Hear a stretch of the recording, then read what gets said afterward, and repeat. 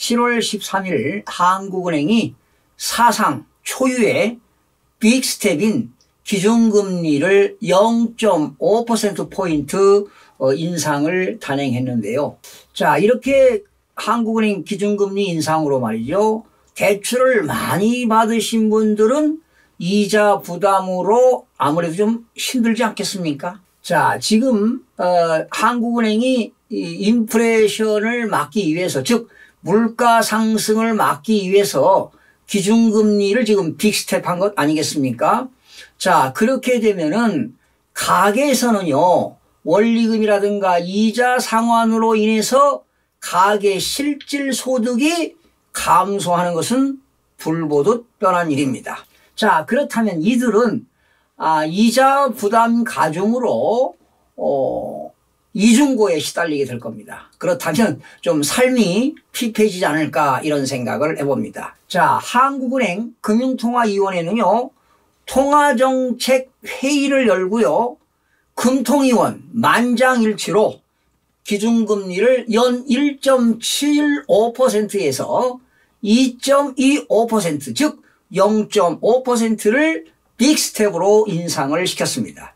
이렇게 한국은행이 기준금리를 빅스텝을 한 것은 지난 2008년이죠. 2008년 3월에 그 한국은행이 정책수단 도입으로 기준금리를 발표하게 됐는데요. 한국은행 역사 이래 빅스텝이 있는 것은 이번이 사상 이래 처음 있는 일입니다. 자, 이렇게 한국은행에서 기준금리 인상이 되게 되면 아무래도 은행에 예금을 하고 적금을 하는 그런 수신 상품에도 금리가 인상되겠죠. 그런데 은행은 뭐 돈 장사하는 곳 아니겠습니까? 그래서 은행은 자금 조달 비용 지수도 올라가게 됩니다.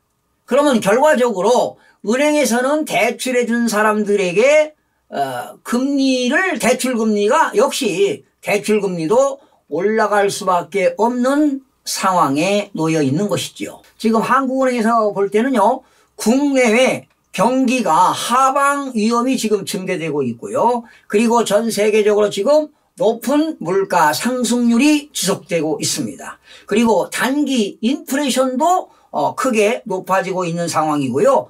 그러다 보니까 우리 한국은행에서는 고물가 상황을 그런 고물가 상황에 고착을 막기 위해서 지금 선제적으로 정책을 대응하기 위해서 중요한 판단이라고 해서 이번에 기준금리를 빅스텝한 것 아니겠습니까?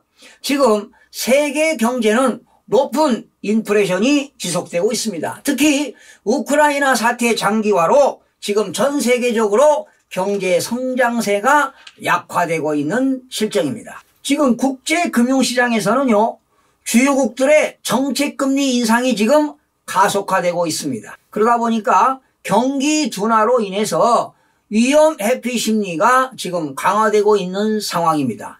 그러니 모든 국가들이 금리가 인상되는 것은 물가를 잡기 위해서 금리를 인상시키고 있는데요.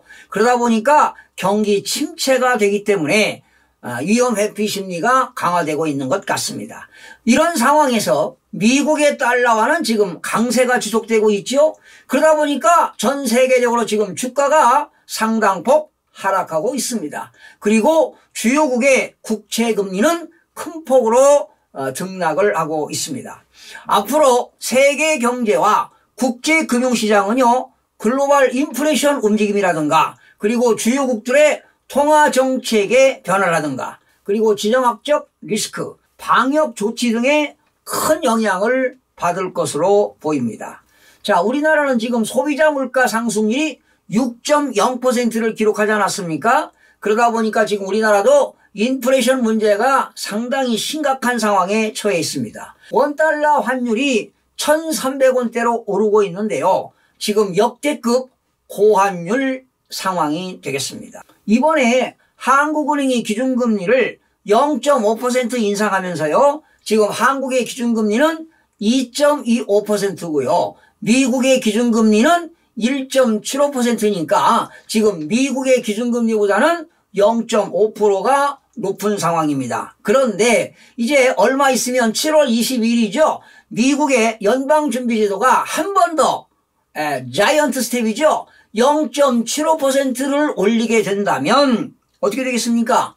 미국과 한국의 기준금리는 역전현상이 일어납니다. 그러면 한국의 기준금리는 2.25가 되겠고 미국에서 자이언트 스텝이 이루어진다면 2.5가 되니까 미국이 0.25%가 높다는 것입니다. 아마 이달에 이런 일들이 벌어지지 않을까 이런 예상을 해봅니다. 자, 그러면 여러분 기준금리가 만약에 역전이 된다면 어떤 일이 벌어지겠습니까?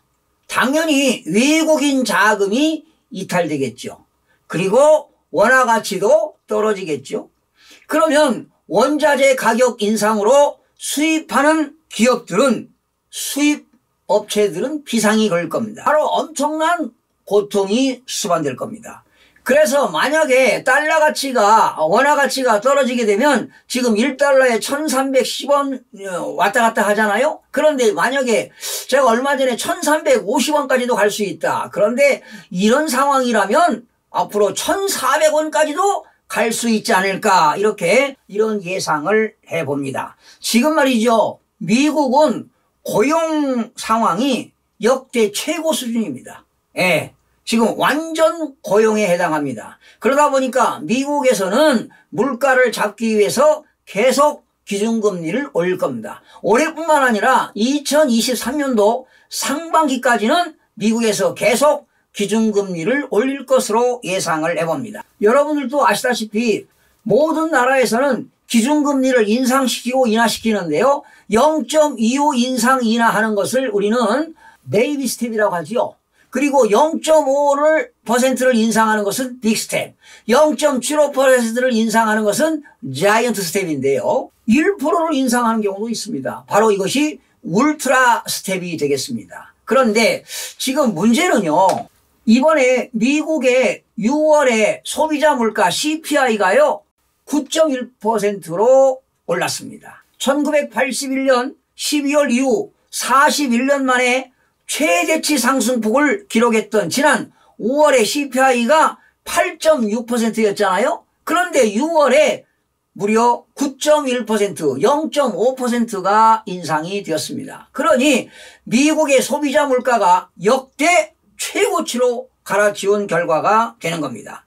그러니 미국에서는 인플레이션 악화 우려가 계속 이어지고 있기 때문에 이달에도 미국에서는 바로 0.75%를 인상하는 자이언트 스텝이 이루어질지 아니면 정말 역사상 1%를 올리는 울트라 스텝이 이루어질지는 아무도 모르는 것입니다.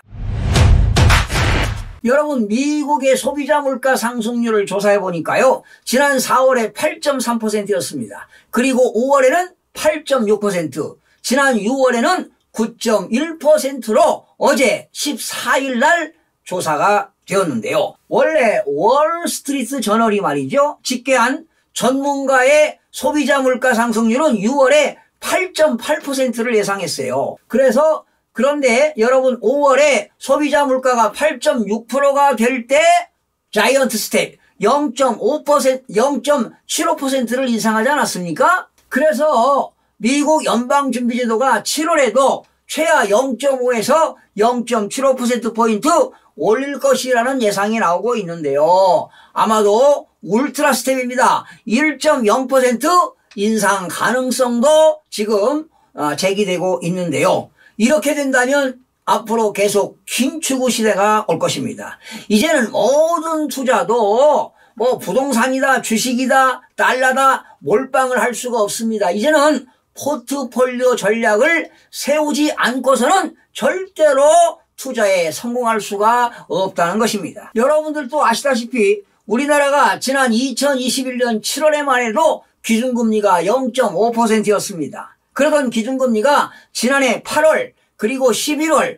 올해 들어서 1월 그리고 4월 5월에 5번에 걸쳐서 0.25%씩 인상해서 1.75가 되었는데요. 이달 들어 7월 13일 날 기준금리를 빅 스텝으로 인상함으로써 바로 2.25%가 된 겁니다. 그런데 올해 남은 한국은행의 금융통화위원회는 앞으로 8월에도 있고 10월, 11월에도 회의가 있는데 앞으로 세 차례에서 0.25%씩 인상한다 하더라도 연말에 가면은 한국의 기준금리는 3.0%가 달할 것으로 예상해 봅니다. 연초에 한국은행이 추산한 바에 따르면요, 기준금리가 0.25%포인트 오를 때 가계의 대출이자 부담은 연간 3조 2천억 원입니다. 그렇다면 1인당 연평균 16만 1,000원이 증가하는 꼴입니다.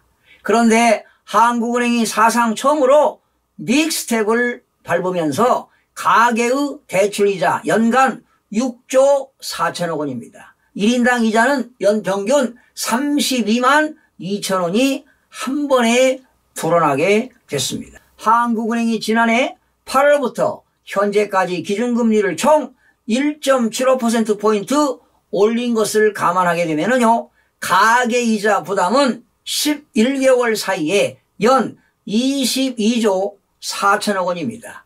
1인당 부담액은 연평균 112만 7천만 원이 이자가 증가했습니다. 이렇게 금리가 올라 이자가 증가하게 되면 다중채무자, 그리고 과다채무자, 그리고 매출 회복이 지연되고 있는 자영업자, 소상공인 등 취약차주들의 신용 위험이 급격하게 커지게 될 것입니다. 한국은행이요, 지난 6월에 발간한 금융안정보고서를 보게 되면요, 지난해 말 주택담보대출 차주의 총부채 원리금 상환 비율이죠, DSR이 54.9%입니다. 그리고 전세자금 대출의 차주의 DSR은 26.5%.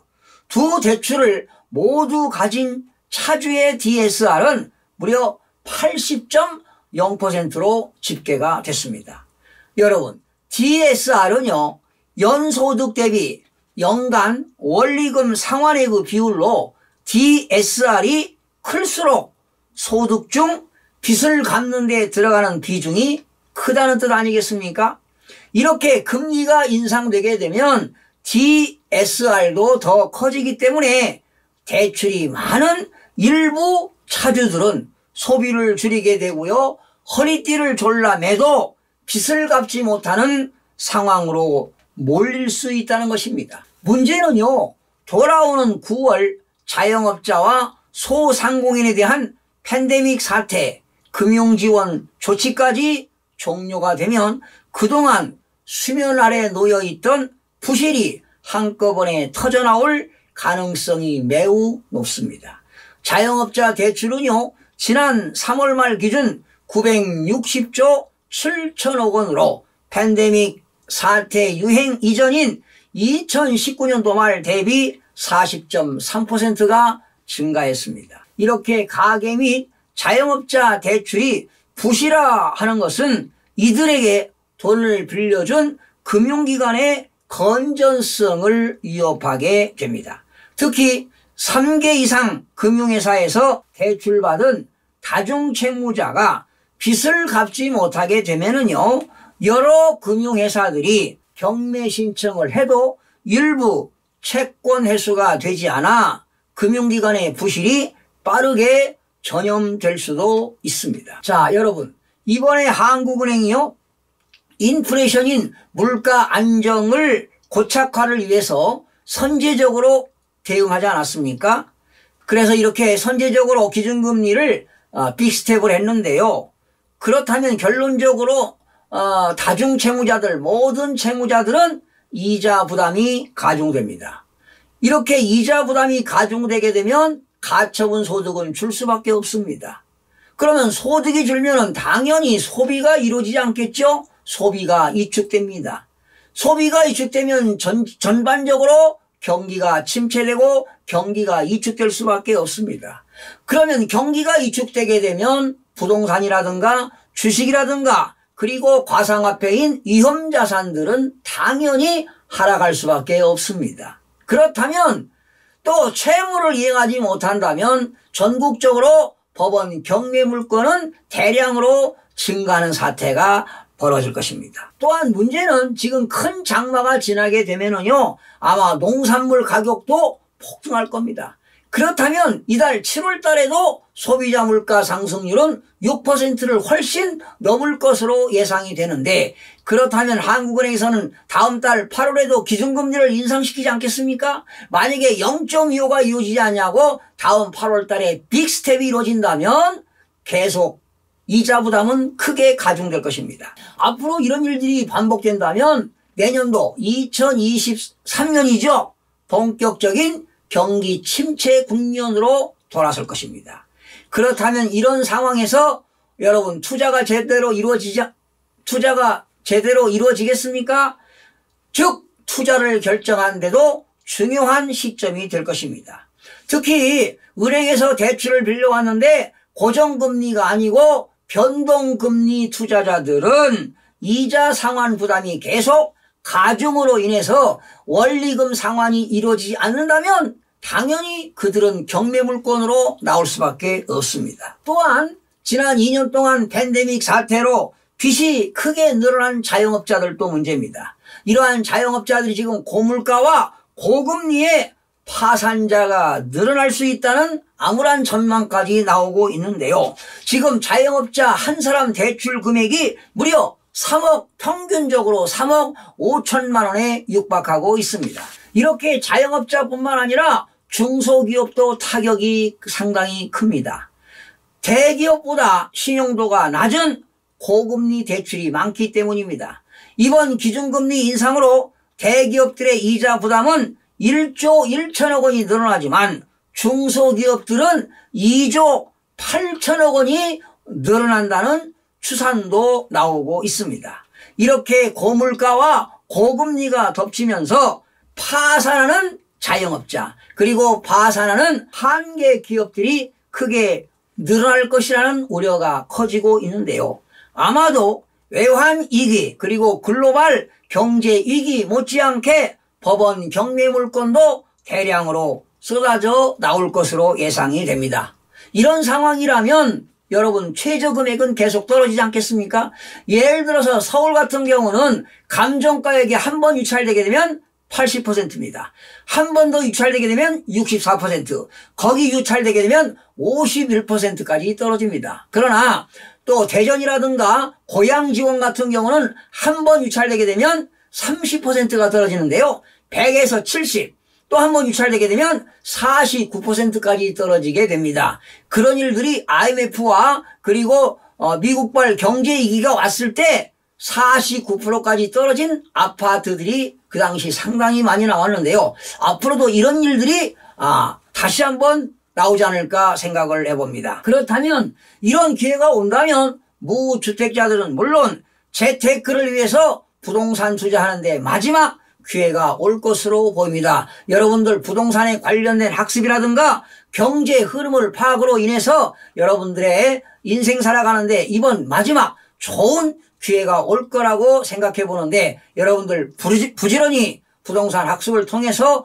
좋은 기회를 잡아보시기 바랍니다. 시청해 주신 여러분 고맙습니다. 유익한 정보로 다음 시간에 찾아뵙겠습니다. 마음이 드셨다면 구독, 좋아요 꼭 부탁드리겠습니다. 고맙습니다.